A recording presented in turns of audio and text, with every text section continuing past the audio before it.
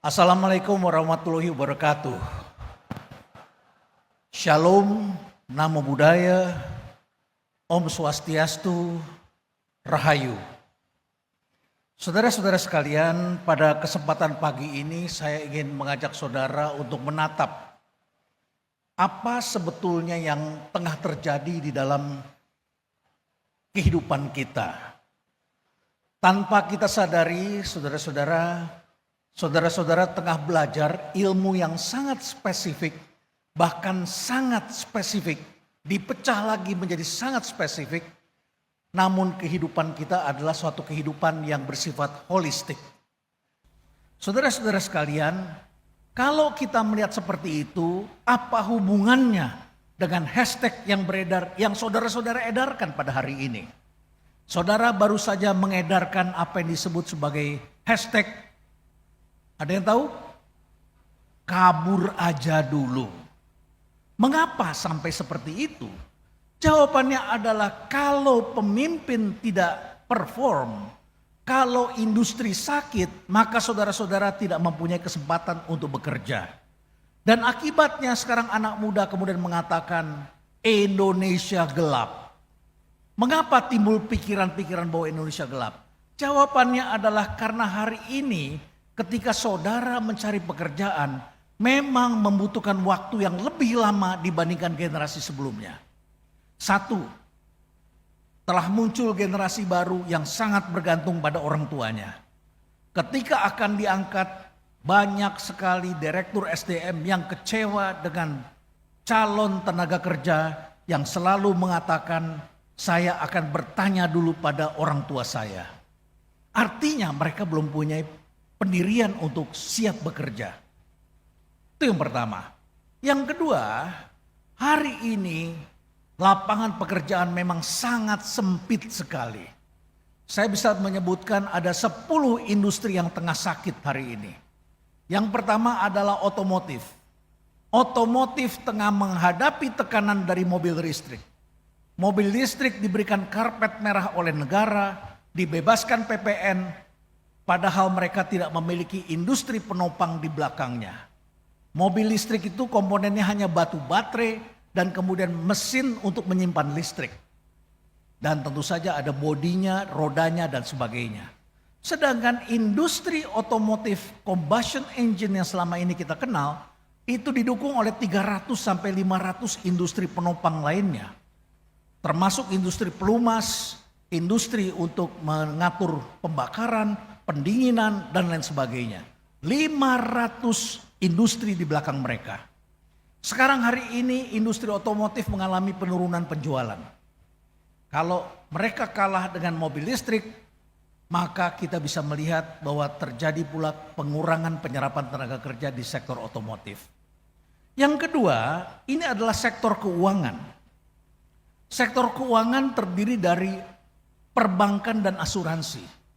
Akibat disrupsi teknologi, selama 2 tahun terakhir ini telah ada sekitar 8.216 kantor cabang bank yang ditutup.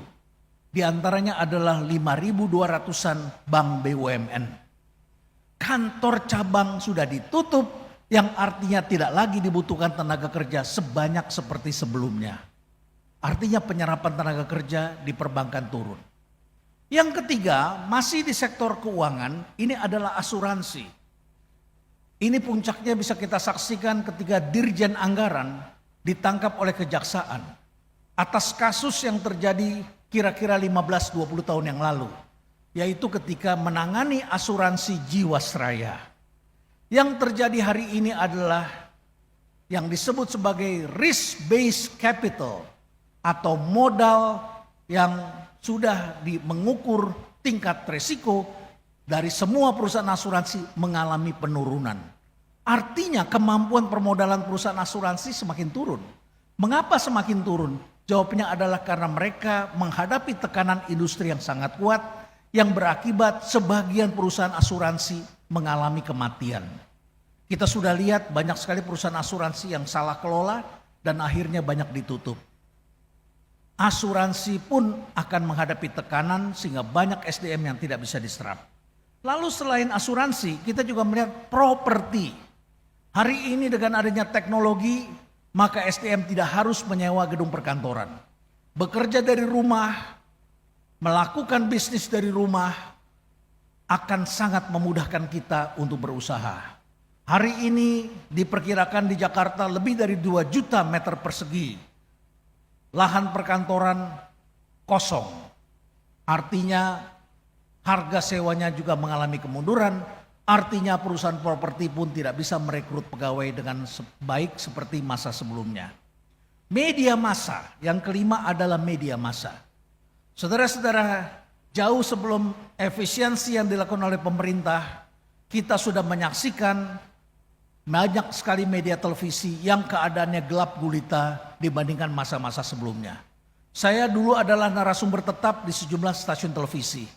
Dan betapa sedihnya saya ketika saya datang ke stasiun televisi, jumlah karyawan sudah tidak sebanyak dulu lagi, lampu banyak dimatikan, dan lain sebagainya. Artinya media massa tidak bisa merekrut pegawai seperti masa lalu. Kemudian dunia medis. Kita menyaksikan sekarang banyak sekali orang yang akan menjual rumah sakit, menjual apotek. Apotek tidak bisa bersaing dengan obat yang dijual secara online yang harganya lebih murah daripada biaya ketika mereka membeli obat itu sendiri. Jadi dunia medis pun setengah menghadapi tekanan. Yang ketujuh adalah tekstil. Lebih dari 60 pabrik tekstil telah ditutup dalam 2 tahun belakangan ini. Dan menurut data dari asosiasi disebutkan ada 250.000 tenaga kerja telah dirumahkan. Lalu kemudian dunia konstruksi. Hari ini utang BUMN karya meningkat yang mengakibatkan saham mereka dalam beberapa pekan terakhir mereka banyak disuspend. Kemudian elektronik. Minggu ini kita membaca berita Sanken akan merumahkan pegawainya pada bulan Juni yang akan datang. Sebelumnya kita sudah lihat banyak pabrik elektronik yang sudah ditutup. Dan yang terakhir, ini adalah industri yang menjadi tumpuan harapan kaum muda selama masa pandemi, yaitu startup.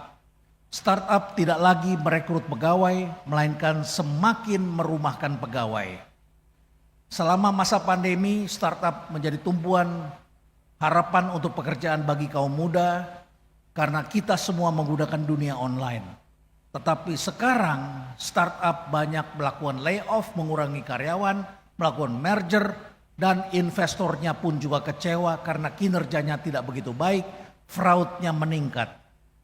3 perusahaan startup Indonesia dalam setahun terakhir ini telah melakukan skandal yang memalukan.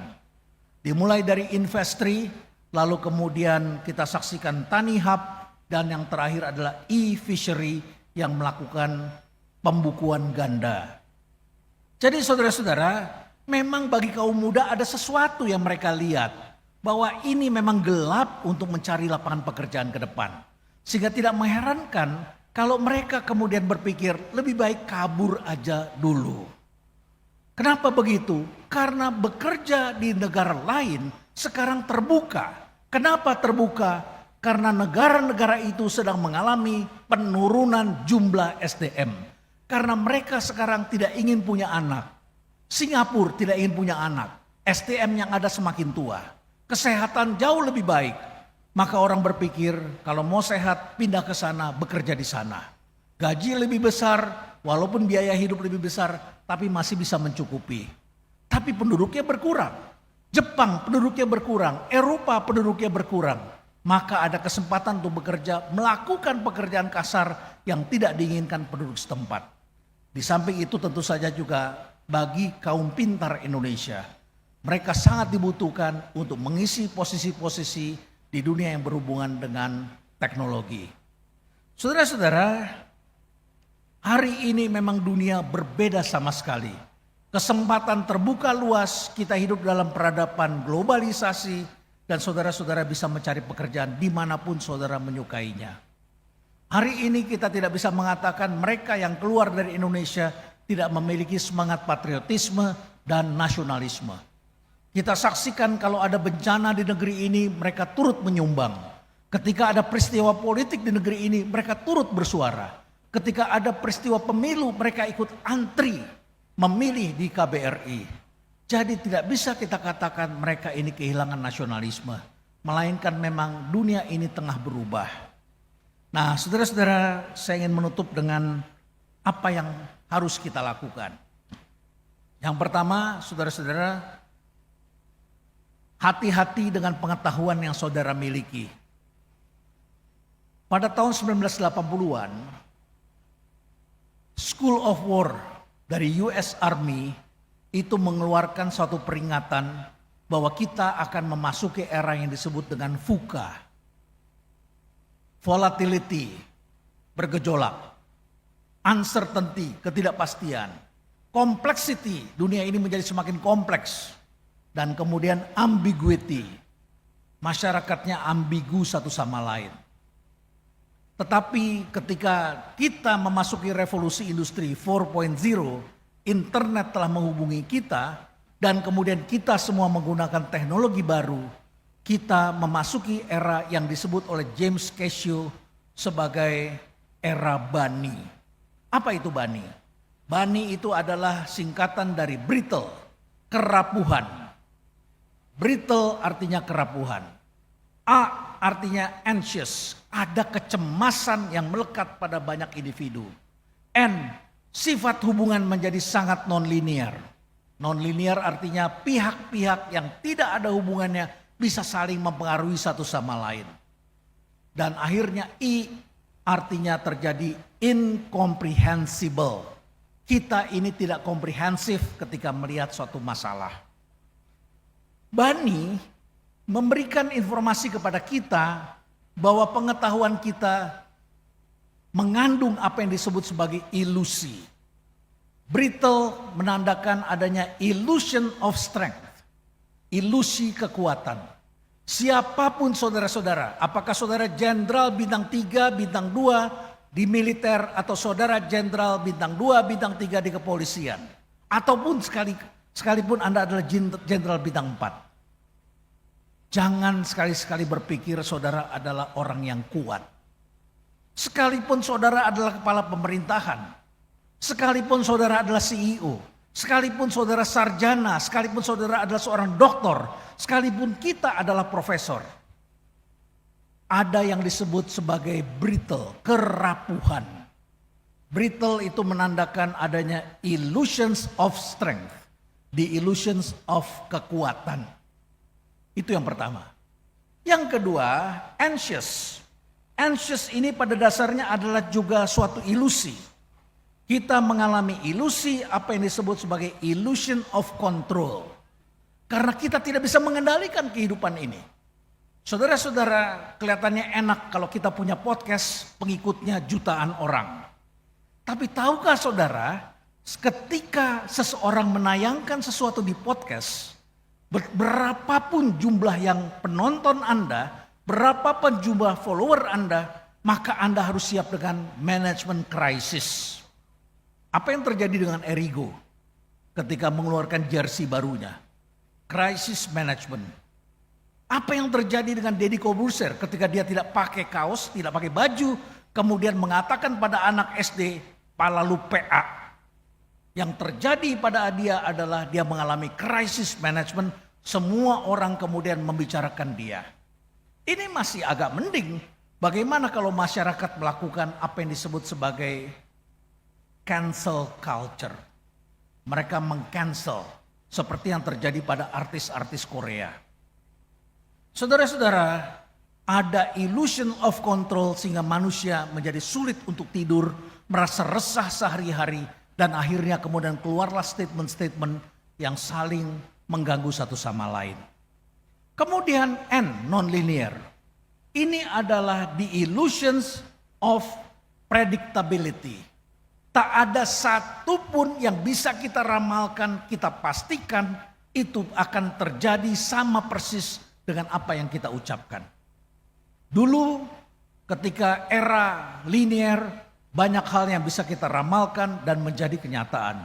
Hari ini banyak sekali ramalan-ramalan yang tidak menemui pintunya.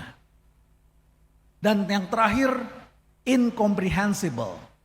Artinya tidak lengkap, tidak komplit. Ilmu yang saudara-saudara miliki akhirnya adalah memang tidak lengkap, belum lengkap. Saudara pun harus menggunakan orang lain sebagai pelengkap. Saudara harus bekerja dalam satu tim. Saudara harus saling melengkapi satu sama lain. Apa yang terjadi ketika saudara bekerja sendiri dan saudara dengan pede mengambil keputusan? Yang terjadi adalah saudara akan mengambil keputusan yang salah. Jadi kita tidak komprehensif, oleh karena itu disebut sebagai the illusions of knowledge. Pengetahuan kita hanyalah tinggal ilusi kalau kita tidak melakukan kolaborasi dengan orang lain. Jadi itulah 4 hal yang saya ingin Anda perhatikan. Karena dengan era Bani, maka kita sekarang perlu melakukan penyesuaian-penyesuaian. Cara berpikir kita harus kita ubah, cara kepemimpinan kita harus kita ubah, cara kita bekerja harus kita perbaiki, dan kita memerlukan generasi yang tangguh. Janganlah kita berpikir bahwa dengan kita mencari ilmu, mendapatkan gelar, maka selesailah kita belajar. Hari ini saudara-saudara perlu memikirkan, perlu memiliki apa yang disebut dengan mental flexibility. Setiap 5 tahun sekali ilmu yang saudara miliki akan obsolete, dibutuhkan ilmu-ilmu baru. Dan saudara sekarang bisa mengkombinasikan antara bertemu dengan Bapak Ibu dosen, Bapak Ibu guru besar, atau saudara-saudara juga mengkombinasikannya dengan menggunakan AI.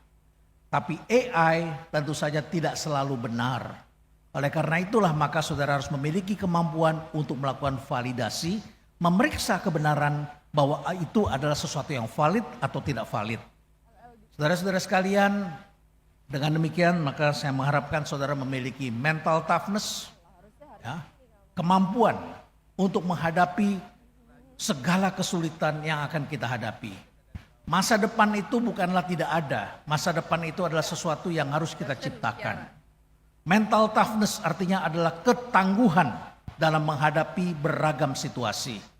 Saya diceritakan oleh seorang doktor Indonesia yang mengambil doktor di Jepang dan dia membawa anaknya untuk sekolah di Jepang. Anaknya sekolah SD dan kemudian anaknya ketika SD di Jepang, maka orang tuanya melihat anak-anak di Jepang dibiarkan memanjat pohon begitu tinggi. Dan orang tua Indonesia tentu sangat cemas dan protes pada guru di Jepang dengan bertanya, kalau anak saya jatuh bagaimana? Ini khas tipikal orang Indonesia, takut anaknya menderita. Maka kemudian si guru menjawab, oh kalau dia jatuh jangan khawatir. Anak yang jatuh itu paling tangannya patah. Oh jangan begitu Bu Guru. Tangan patah itu kan merepotkan dia. Akan dibawa ke rumah sakit. Tapi guru di Jepang mengatakan tidak apa-apa. Kalau seorang anak tangannya patah, dia hanya perlu waktu, maka tangan yang patah itu akan sambung kembali. Tapi kalau keberaniannya patah, kalau mentalnya patah, kalau dia tidak punya keberanian mengeksplorasi kehidupan ini, dia tidak akan mempunyai kemampuan ketangguhan dalam menjalani kehidupan ke depan. Saya mengharapkan saudara-saudara dalam menghadapi situasi yang kelihatannya penuh gonjang-ganjing, industrinya tidak pasti, saya mengharapkan saudara-saudara menjadi lebih kreatif, tetapi saudara juga tentu memiliki ketangguhan untuk menjadikan bangsa ini adalah bangsa emas, memasuki era emas, dan saudara-saudara adalah pemimpin pada masanya.